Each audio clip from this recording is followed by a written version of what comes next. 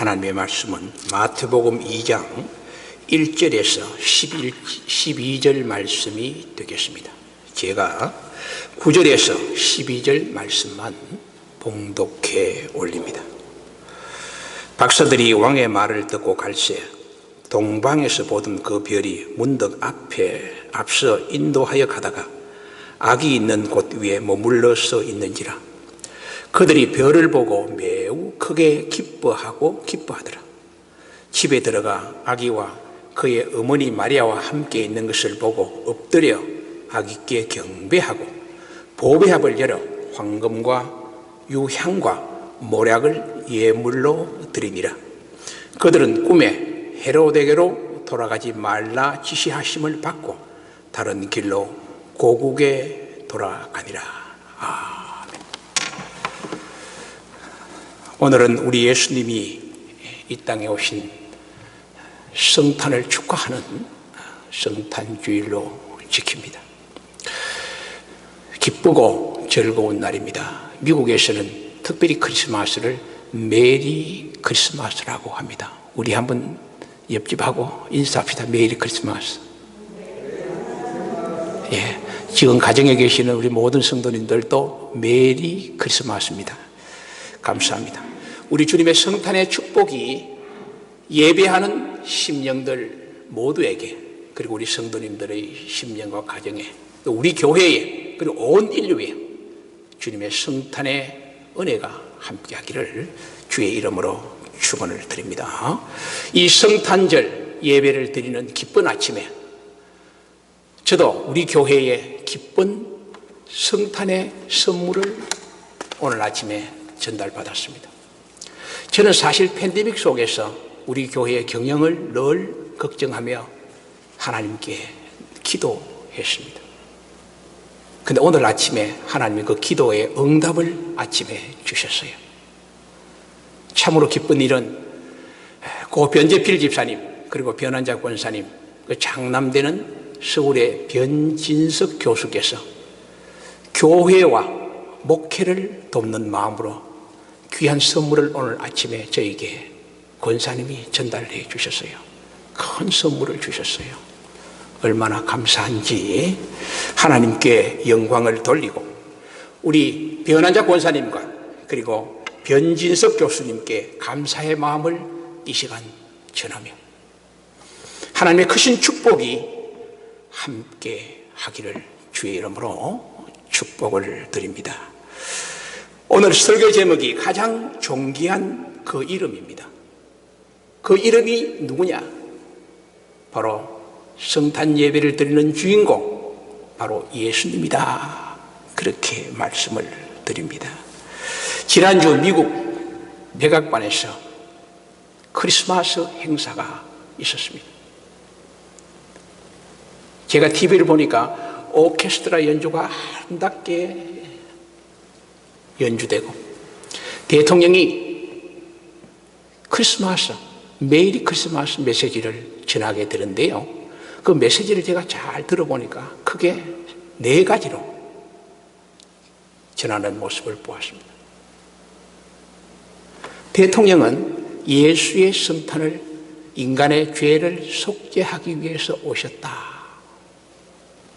그리고 그분이 오심으로 역사의 분기점이 되었다. 그리고 그분은 가장 존귀한 이름이다. 가장 존귀한 그 이름이다.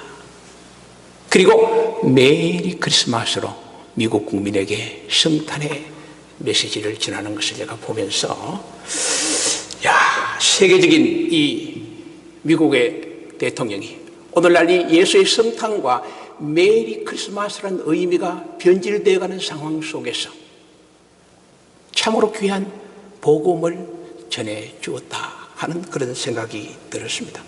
여러분, 오늘날 메리 크리스마스라는 말을 많이 사용하지 않고 해피 할라데이, 성탄 카드에도요 전부 해피 할라데이, 할라데이 시즌 또는 엑스마스라고 이렇게 씁니다. 사실 그는 메리 크리스마스하고 의미가 완전 다른 거죠. 그런데 미국 대통령이 이렇게 귀한 복음을 전해주니 목사의 한 사람으로서 마음에 잔잔한 감동을 받았습니다. 전 세계로 복음이 전파되는 거 아닙니까? 그렇습니다. 우리 예수님은 신화나 미토스, 신화, 전설 그런 인물이 아닙니다. 우리의 역사 속에 오신 성육신하신 인카네이션, 역사의 한가운데 오신 실존적인 구체적인 인물이 아닙니까? 주님은 말구유에 오셔서 가장 낮은 곳에 오셔서 하나님께 영광을 돌릴 뿐 아니라 모든 인류에게, 흑암 속에 있는, 죄악 속에 있는 인류에게 구원의 길을 제시해 주셨고, 그를 영접하는 곳마다 놀라운 평화를 우리에게 선물로 주셨을 뿐 아니라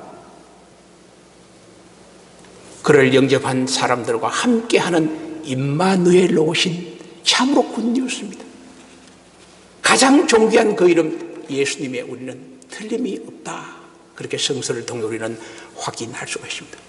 그래서 많은 예수 믿는 사람들은 이 놀라운 메시지를 주신 예수 그리스도를 향해서 진실로 기뻐하며 몸과 마음과 예물을 드려서 참 경배를 드리고 있는 것입니다. 저와 여러분도 지금 마찬가지로 경배를 드리고 있습니다. 예수님 탄생 당시에 진실로 기뻐하며 경배한 자들이 성경에는 이렇게 기록하고 있습니다. 하늘의 대표인 천사들과 땅에서는 그 당시에 그래도 공부도 하고 가장 높은 존경을 받는 진솔한 박사들, 그리고 들녘에서 하늘을 바라보며 별을 보며 살아가는 목동들이 진실로 기뻐하며 예수의 성탄을 경배했습니다. 그 반면에 헤롯 같은 사람은 입술로는 나도 예수를 경배하겠다. 그러나 그 마음속에는 예수를 죽이려고 하는 음흉한 마음을 가진 자도 있었다라고 성경은 우리에게 계시해 주고 있습니다. 오늘날도 마찬가지일 것입니다. 예수님을 진실로 감사하고 기뻐하고 즐거워하고 축하하는 그런 수많은 만백성과 성도가 있는 반면에 내하고는 별로 상관이 없어. 신앙생활을 하면서도 별 관심도 없어. 성탄절 지나가는 거지. 그런 무리도 지금 존재하고 있다는 사실입니다. 저는 오늘 이 본문 말씀 속에 핵심적 주제로 등장하고 있는 동방박사의 세 사람, 그들이 예수 그리스도를 어떻게 참으로 경배했는가, 그 모습들을 성서를 통해 몇 가지 메시지를 찾아보면서 오늘 예배를 드리는 저와 여러분, 그리고 온 세계 예수 그리스도를 영접한 모든 인류들이 동방박사의 참 경배의 모습들을 닮아가는 참 크리스찬, 그 입술 속에 참으로 메리 크리스마스 이렇게 선포할 수 있는 하나님의 백성들이 되기를 주의 이름으로 간절히 축원합니다. 오늘 본문의 동방박사를 통해 우리가 배울 수 있는 몇 가지의 중요한 메시지는, 동방박사들은 첫 번째로요, 진솔한 심성을 소유한 사람들이다, 그렇게 평가할 수 있습니다. 여러분, 우리가 밤에 별을 이렇게 보느라면 참 마음이 순수해져요. 그래서 동심의 세계로 돌아가서 별 하나 나 하나 시를 읊기도 하고 노래를 부르기도 하는 그런 세계로 우리가 몰입되는 것을 보게 됩니다. 별은 깨끗하거든요. 별은 거짓이 없거든요. 별은 진솔하지 않습니까? 그래서 여러분 잘 아는 시인 윤동주님은 서실하는 시를 썼죠. 하늘과 바람과 별과 시, 그런 서시를 쓰면서 그의 마음이 구절 속에 별을 노래하는 마음으로, 별을 노래하는 마음으로, 진솔하고 깨끗한 마음으로 시를 썼다는 겁니다. 여러분, 그렇습니다. 이 시를 쓰는 사람들은요, 그 마음이 깨끗하지 않으면 참다운 시가 나올 수가 없어요. 영혼의 시가 나올 수가 없다는 것이죠. 동방 박사들은 참으로 별을 연구하는 진실한 심성을 소유한 사람들이다, 그렇게 말씀드릴 수 있습니다. 이들은요, 유대에서 많이 떨어진 메데와 파사에서 천문학을 연구했죠. 근데 이들은 어느 나라 사람이냐? 페르시아인이다 라고 말씀드릴 수 있습니다. 물론 다른 학자들은 신라 사람이라는 말도 표현하고 있어요. 페르시아인이라고 추정할 수 있는 것은 그 당시에 이들이 사용한 용어 속에서 마고이라는 말을 썼습니다. 이것은 페르시아인들이 사용하는 용어예요. 그리고 초기에 페르시아인들을 대표하는 이 동방 박사들에 대한 그림을 그려놨는데, 그 그림들에 보면은 입고 있는 옷들이 다 페르시아 사람들의 옷이에요. 이런 것을 미루어 보았을 때 저는 이 사람들은 페르시아인으로 추측할 수 있고, 그렇지 않겠나 확신할 수가 있는 것입니다. 이 동방 박사들은요, 오늘날의 천문학을 연구하는 사람들은 그냥 천문을 연구하겠죠. 별자리를 연구하고 하는데, 이 사람들은 별을 연구하면서 특별한 의미를 가지고 있죠. 별을 통해서 또는 천체의 변화를 통해서 신의 뜻을 찾아갔다는 겁니다. 별의 변화가 있을 때는 분명히 그것은 하나님의 신의 놀라운 뜻이 있고, 동시에 그것은 지상에 그대로 성취될 것이다 하는 믿음 속에 그들은 이 별을 연구하는, 소위 이들은 말이죠, 순수한 천문학이라기보다는 이들은 그런 특별한 의미를 가지신 사람들의 점성가들이었다, 그렇게 말해 볼 수가 있습니다. 자, 이 천문을 연구하는 이 동방 박사들, 그들은 결국 별을 연구하다가 예수님을 만나는 축복을 얻게 된 것을 우리가 보게 됩니다. 자, 여기서 우리는 중요한 메시지는 이들의 심성이 참으로 진솔하고 깨끗한 사람들이었구나. 그래서 하나님의 섭리를 깨닫게 되었고, 그리고 별을 통해 예수의 성탄을 경험하는 놀라운 축복을 받았다라고 우리가 정리할 수가 있는 것입니다. 자, 오늘날 예수 그리스도를 믿고 성탄을 영접한 우리의 심령들도 동방 박사들의 진솔한 심성을 배워야 합니다. 거짓이 아닌 깨끗함, 순수함, 그것에 언제나 성령이 임하고, 그것에 언제나 하나님의 성탄이 임하고, 그것에 언제나 하나님의 축복이 임한다는 겁니다. 그리고 그래 살면은 이 세상 속에서도 사람들에게 때가 되고 시간이 지나면은 존경받는 사람들로 시험받습니다. 성탄 예배를 드리면서 저와 여러분들도 동방 박사처럼 어떻게 하든지 거짓보다는 진솔한 삶을 살자. 주님 그렇게 살게 해주십시오. 기도하면서 그렇게 살아드림으로 주님의 성탄이 날마다 임하고, 또 주님을 통해 놀라운 인도함을 받는 저와 여러분 되기를 주의 이름으로 축복을 드립니다. 두 번째 이 메시지는 동방 박사들은요, 믿는 바를 행하는 삶의 모습을 우리가 본받아야 돼요. 여러분, 참 신앙이 무엇입니까? 내가 믿는 바를 행하는 것이 바로 아름다운 신앙이 아닙니까? 내가 하나님의 말씀을 믿고 행하게 될 때 그곳에 하나님의 기적이 일어나고, 그곳에 응답이 일어나고, 그곳에 하나님의 은혜가 넘칩니다. 믿는 바를 행하지 않으면 아무런 소용이 없고 날아다니는 겨와 같은 믿음에 불과하다, 그런 말씀입니다. 본문의 동방 박사들은, 이 사람들은 유대인이 아닙니다. 그럼에도 불구하고 하나님의 성경의 말씀을 깊이 신뢰하고 믿음을 가지면서 분명히 유대 땅에서 왕이 태어날 것이다, 그런 말씀을 믿었다는 거예요. 그러면서 별을 연구했다는 겁니다. 그리고 별이 나타났을 때 그들은 그대로 의심 없이 따라 순종하고 행하게 될 때에 첫 번째 예수의 성탄을 경험하는 복된 자들이 되지 않았습니까? 우리 성경에도요, 민수기 24장 19절에 보면 한 별이 야곱에서 나오며 한 규가 이스라엘에서 일어나서 그 별을 이야기합니다.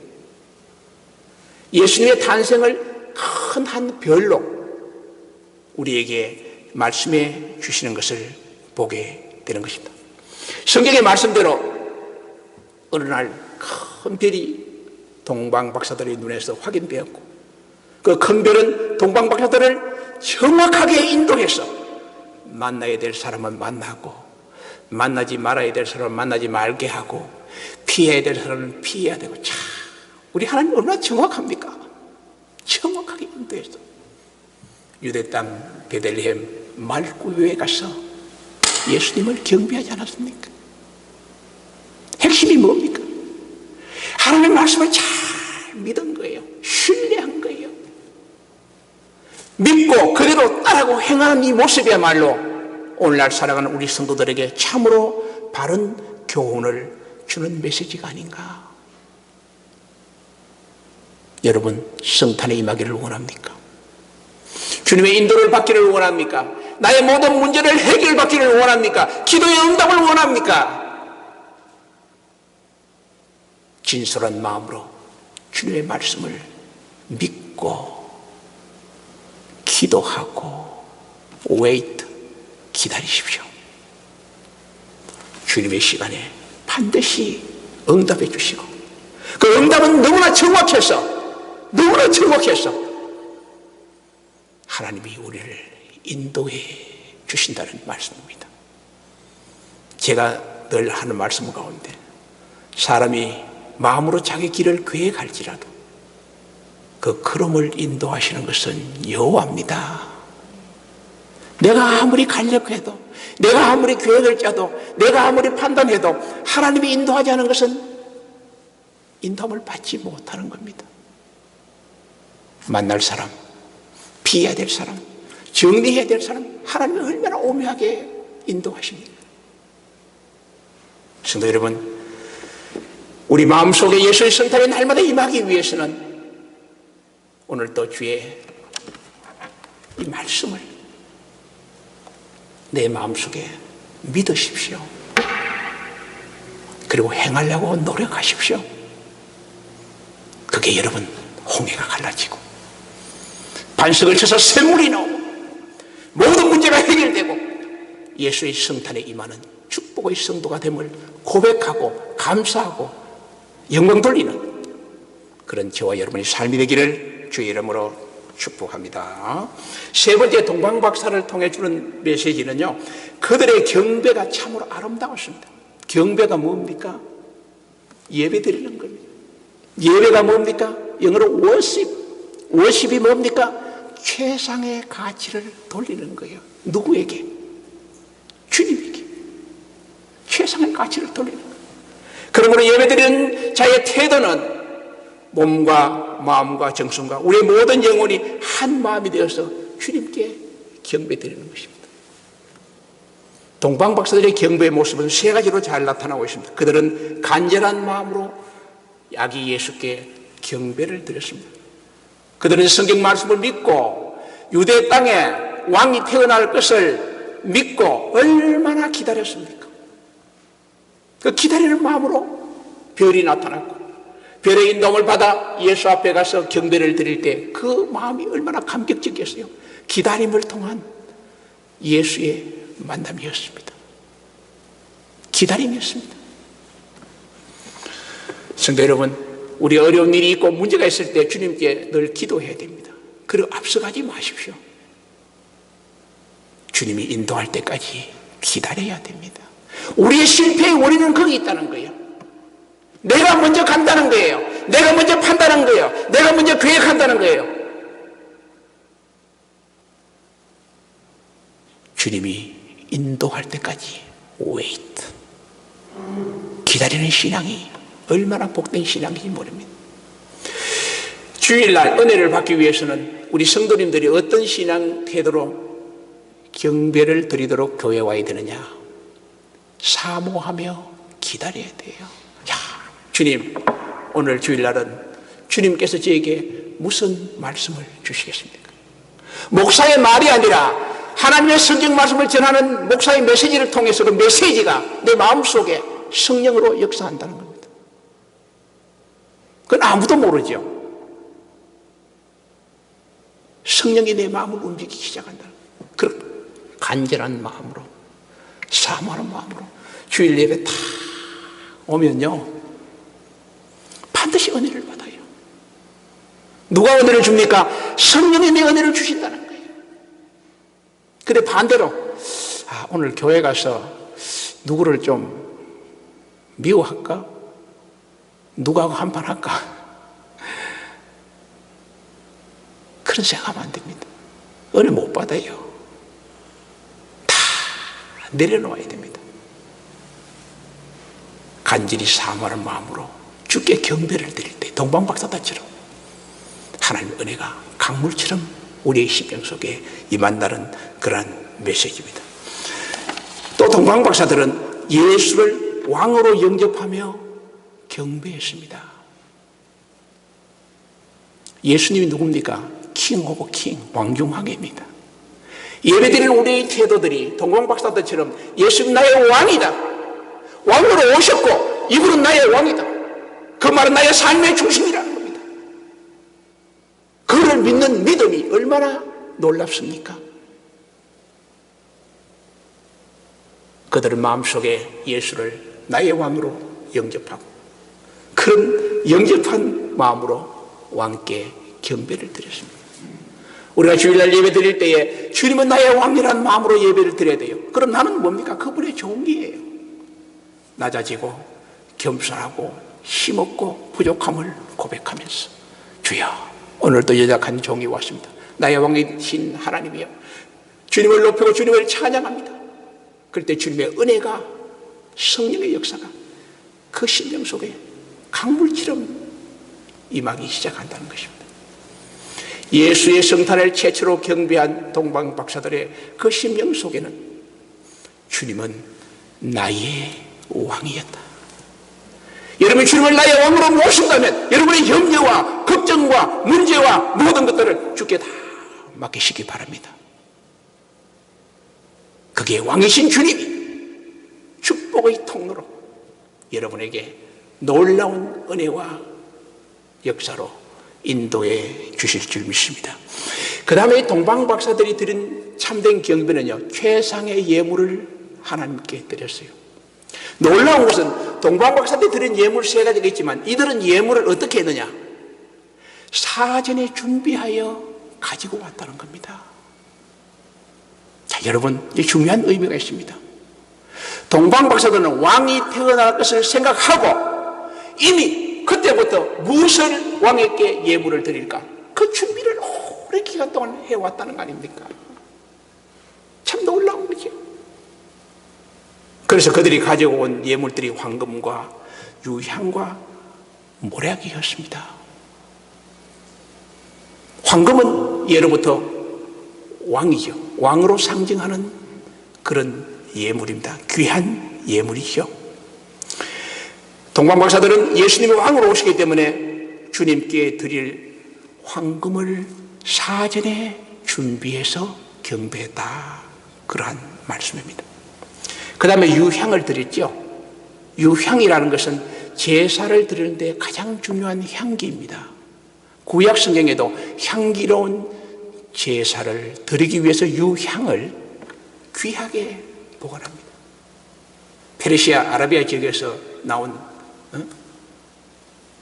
향이죠. 참 귀합니다. 그래서 역사가 헤로도토스 같은 사람은 바벨론의인들은 향유를 고귀한 종교적 제의로 사용했다.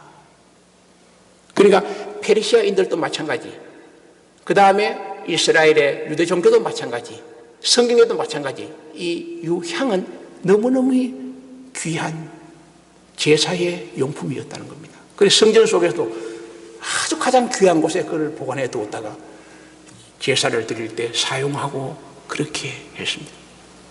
자, 여기서 중요한 것은 그들이 동방박사가 드린 그 경배는 향기로운 바로 제사였다 우리는 어떻습니까? 유향 같은 향기로운 제사를, 향기로운 경배를, 향기로운 예배를 드려야 한다는 것입니다. 우리의 향기가 무엇입니까? 믿음의 향기입니다. 주님께 나오는 자는 믿음으로 나와야 됩니다. 나의 왕이신 주님을 높이며, 주님 오늘도 주님의 자녀된 것을 감사하며, 주님 감사합니다, 믿습니다. 믿음의 향기가 필요합니다. 그 다음에 우리가 드린 예물들은 준비된 향기의 예물이 되어야 되지 않습니까? 정성의 예물. 근데요, 하나님께 드리는 주일날 예물을 여러분은 어떻게 준비하는지 모르지만 꼭 예배드릴 올 때 가정에서 드릴 예물을 다 준비하면서 기도하면서, 하나님 오늘도 예물을 주님께 드림을 감사합니다, 그렇게 준비하면서 드려야 됩니다. 주님은 거지가 아니거든요. 교회 예배 드리다가 호주머니에 돈 내가지고 그거 물론 안 드리는 것보다 낫겠죠. 그러나 그런 것보다는 향기로운 예물을 우리가 드리자. 그게 하나님이 받아주시고 연락한다는 거예요. 향기로운 예물을 연락하시고, 연락하고 그 드리는 예물 위에 하나님이 마음대로 축복하는, 넉넉한 은혜로 축복하는 은혜가 그 임하는 거 아닙니까? 그 헌금의 정신과 드림의 정신을 우리는 이 동방 박사들을 통해서 발견할 수 있다. 향기로운 경배의 예물이었다. 그리고 모략입니다. 아라비아 사막에서 나오고 있는 감나무에서 나오는 그 액체입니다. 액체, 모략. 모략은요, 시체를 섞지 않게 하기 위해서 페르시아인들이 사용했습니다. 물론 유대에서도 예수님의 시체에도 여인들이 향유를 발랐잖아요. 그 모략의 일종인데, 모략은 시체를 섞지 않게 하는 거예요. 이 동방 박사들이 왜 이런 모략을 예수님께 드리며 경배했느냐? 예수님의 십자가의 죽음, 그 시체의 발을, 그 의미를 이미 알고 있었고, 십자가 이후에 다시 부활하는 부활의 의미를 그들은 알고 있었다는 거예요. 그래서 모략을 가지고 예수님께 경배한 거 아닙니까? 예수님의 십자가와 부활을 확신하는 그러한 믿음을 소유하면서 그들은 주님께 경배를 드렸다, 그렇게 말할 수 있습니다.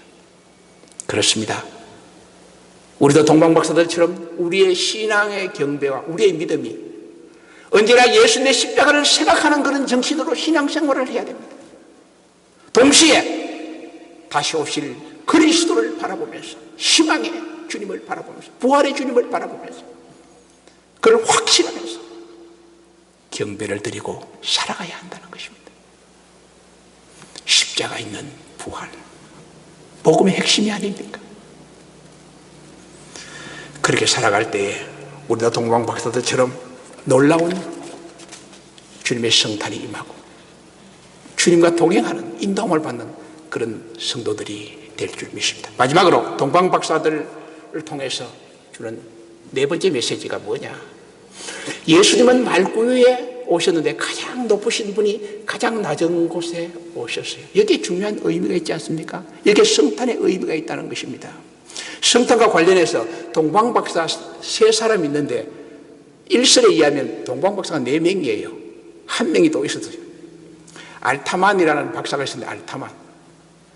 이 사람도 역시 동방박사 세 사람과 함께 배를 따라 예수님이 탄생한 곳으로 가기로 약속해놓고 이제 예물을 준비해서 약속 장소로 가는데, 갑자기 가는 길에 자기가 돌봐주지 않으면 당장 죽을 수밖에 없는 그런 환자를 길에서 만나게 됩니다.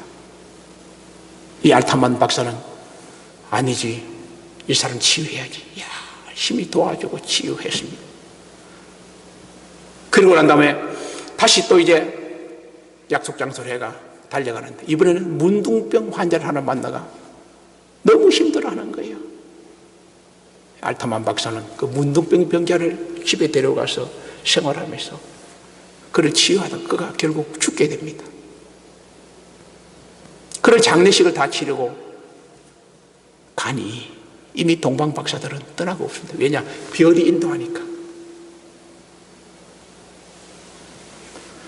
그 이후로 이 알타만 박사는 예수님의 탄생한 곳을 동방 박사들과 함께 가지는 못했지만 오랜 시간이 지난 후에 동방 박사가 동방 박사가 경배했다는 그 말구유를 찾아갔습니다. 그곳에는 예수님이 없었습니다. 예수님이 피해서 애굽으로 이주했다는 사실을 알게 됩니다. 그는 다시 애굽으로 갑니다. 예수 만나러 갑니다. 또 애굽에 가보니까 애굽 가 있던 그 예수님은 다시 유대 땅으로 오셨다는 사실을 알고 다시 애굽에서 유대를 옵니다.